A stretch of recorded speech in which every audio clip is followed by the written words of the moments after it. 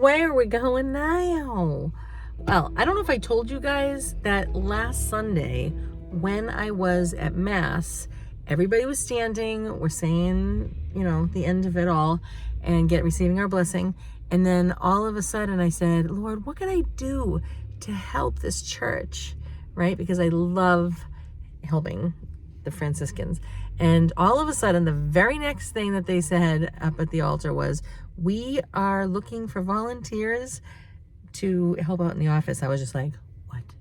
Like, this is my dream, right? If I was gonna have a job, I know this is volunteering, but if I were to work besides my life coaching, I would want to work for the church. Now, I know it's just volunteering and they already have somebody in there, fine, no problem. You just never know. I mean, I did that in the school. I wasn't volunteering. I took over for, I don't know, a very short time. I don't know if it was like a month or something. Somebody was out on leave for maternity leave, and I was helping the substitute teacher at a high school, and I wanted to stay so bad. And I'm like, oh man, I said, I just don't know how I'm supposed to stay here, when this lady has been here forever, but I'd really love to stay for the rest of the year.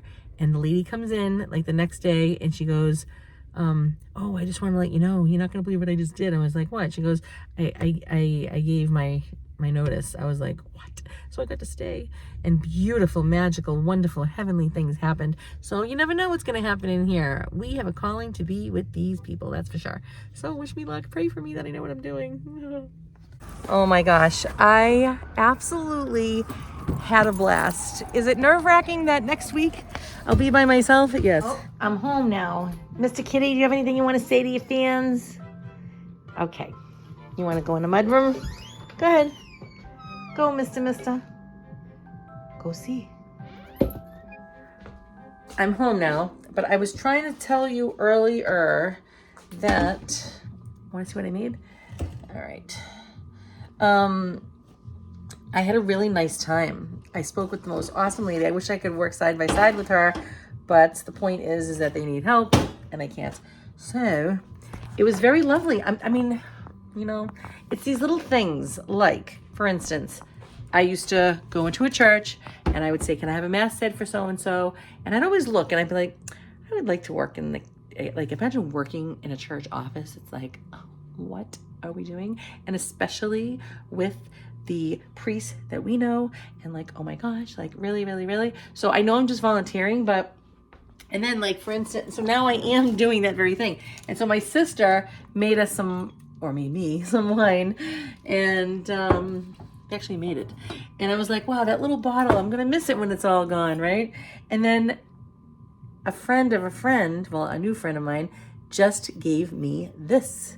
And I'm just like, wow, like all these little tiny things, as well as really large things, because God takes care of us. Let me show you what I made, because I am hungry. And all together, since I started my weight loss journey, meaning my emotional healing journey, I have lost, it has been 12 pounds. It's not a whole heck of a lot, but that's not the goal. I mean, yeah, it is, but it's not the most ultimate thing, because we want to care about our emotional healing. So I was really happy to see me in that range. I was like, oh, thank God, All right, let me show you what I mean. Hey, so do you know the wraps? They're small like this there. I think 25 calories each. And I just threw it in the toaster oven, and then after it was a little crispy, I put all this on it, the sauce and the cheese. Pretty good. What's wrong with that? Oh my gosh, that's really good. I measured out the cheese. This is excellent.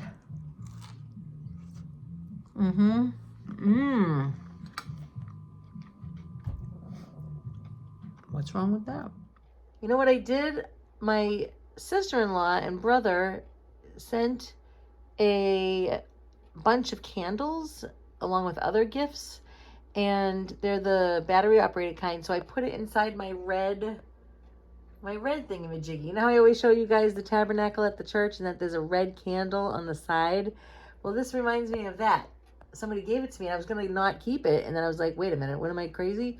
So I got my Mary candle and I'm going to pray the rosary. Nobody's home but Sarah, and Sarah's upstairs. So Sarah isn't going to join me. I'm giving my children freedom to decide to pray the rosary. I let them know every night, mostly every night around 7ish. Mother will be praying the rosary, and I ring that bell over there on the table. And this way here, no matter where they are in the world, they will know that Mother is praying at 7. And then when I go to heaven, hopefully they will continue that tradition. That's my hope. Okay, today's day 2 on my 12-year devotion prayer also. Unbelievable, ladies and gentlemen. And you know what? I was just sitting in my appointment. I always have an appointment. And I thought, I'll pray it now while I was waiting. And voila. See? No burden, no nothing. Just a devotion. The Son and the Holy Spirit. Amen. The Apostles' Creed. I believe in God, the Father Almighty, creator of heaven and earth. Got my rosaries.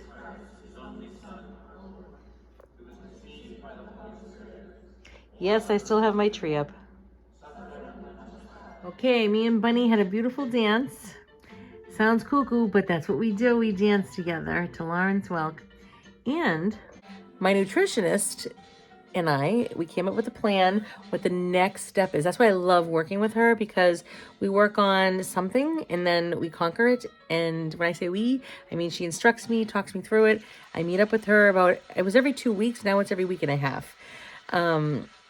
So worked through a lot of emotions, and now she's like, okay, I want you to go to bed. I told her what time I go to bed, and she's like, I want you to go to bed at 11. Try to push it to like an hour. She goes, if you don't perfect it, it's okay. And that's what I love about it. And it's always like wiggle room. And she goes, I want you to stop eating at 8 o'clock. And I'm like, 8 o'clock. Okay, I can do that. So I'm trying to learn how to disassociate the kitchen from the living room in the evening. Because it's not good for digestive problems or issues. So I am late. See, it's almost 8:30, and I get this beautiful drink. Excuse me. Love it. I put chia seeds in it because it's good protein. And I think it's a protein all by itself. I'm all hairy right now because of the bun. But what am I saying to you? I am saying that, oh yeah, so, okay, I'll get through this real quick, and then that will be it. And I had to lower my calories because altogether, since I started losing weight, not with the Lose It app and not from being with her, it has been 12 pounds. Yeah. Since the Lose It app, more than a month, it was 10 pounds. So that's good, right? Because now I can focus on the losing part, but I still have more discipline to do. Does that make sense? So there's like a whole madness to this thing. It isn't just about losing weight and only eating right. It's about dealing with your emotions, make good habits for yourself. So now I'm in that mode. It's like, okay, I've dealt with my emotions. And, you know, when she said, you know, don't eat at night, like after 8, I was like, all I could think about was the word afraid. And I'm like, wait a minute, I must have something that I'm still dealing with. So we're going to be dealing with that after I drink this.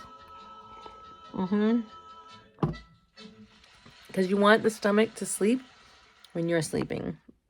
So I'm going to get this down and in there. And it's just really fun. You know, it's fun to master something about your life and yourself. That's the goal. Yeah. What? Huh. Where'd it go? All right, so this is... That's how pretty that is. My son is playing the piano. Listen.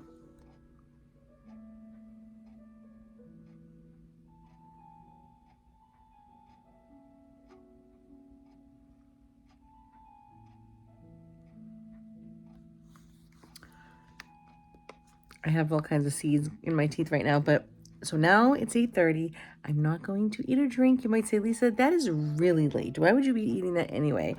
Because that's what I do. I love to save I eat one meal in the day, and I like to save all the rest of my calories for like the late afternoon into the evening. And it's working, but it's okay because it's not only about losing weight. It's about sorry if there's stuff in my teeth.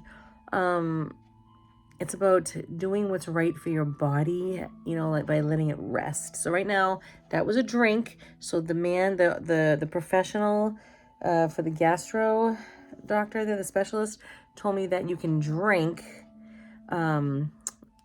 because that just goes right through. But that might, I don't know if that's considered a drink. I mean, it must be, right? It was pretty liquidy. And it was mixed with water because it's got to go from one chamber to the other. And that's why it's not good to eat food and go to bed, like that's how sumo wrestlers get fat, so we don't want to be doing that. So I'm trying to break that habit just because for the sake of my own body needs to rest.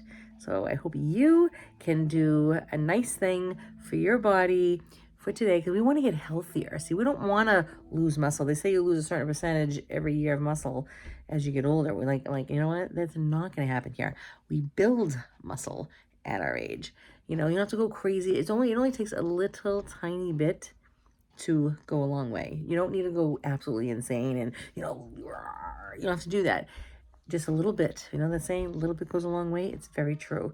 So just do something good for your body today, tonight, every day, just something, and then build on that. Master that and then build on that. It's just awesome. I wish I knew that like a million years ago. Oh, I could be so much further along. Do you guys ever remember me telling you about the diary of Saint Faustina? Look how thick it is. Wow. Can you imagine? Like learning the words of a saint. They're the ones that have achieved heaven. So we want to really listen to what they have to say. So I'm going to read just a little bit. I thought, you know what? I could watch TV afterwards because I really like watching TV. But I'm going to read a little bit out of here now. Even if it's just a page, it's fine.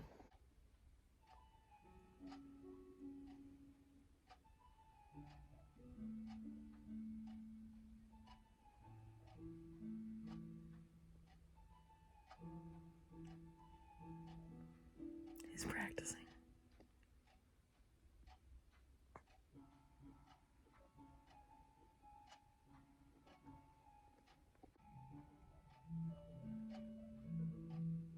This is really cool. She talks about complete abandonment. It's one step away from being in despair and what the soul goes through. And this thought is torture beyond all description, but the soul does not agree to it and tries to lift its gaze towards heaven, but in vain. And this makes the torture even more intense. If God wishes to keep the soul in such darkness, no one will be able to give it light. It experiences rejection by God in a vivid and terrifying manner. From its heart burst forth painful moans, too painful that no priest will comprehend it unless he himself has been through these trials. In the midst of this, the evil spirit adds to the soul's suffering, mocking it. Will you persist in your faithfulness? This is your reward. You are in our prayer, but Satan has only as much influence over the soul as God allows him, and God knows how much we can bear.